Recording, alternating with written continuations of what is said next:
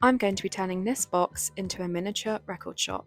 I start my building process by getting any ideas I have onto paper and then sketch out a rough idea of how I picture the build in my head.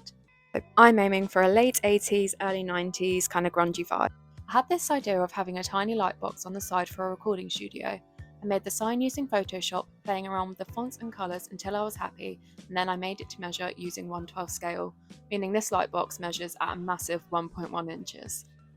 Now I'm just making the frame of the box using wooden coffee stirrers and painting in black.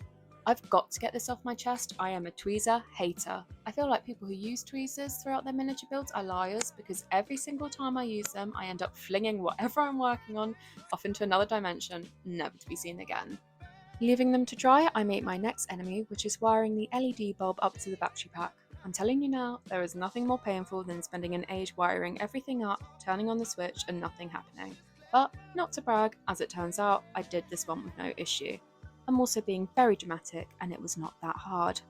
Now the pieces are kind of dry as I'm too impatient to wait, I'm sticking them together using craft glue. I ended up redoing the front pieces of the frame because my measurements were just slightly off. I'm sticking a thin piece of clear acrylic to the sign and fixing it into the frame to give it the shiny plastic look of a real light box.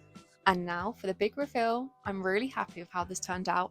I think I just need to add a matte top coat to the frame to make it less shiny and it will be good to go in the box.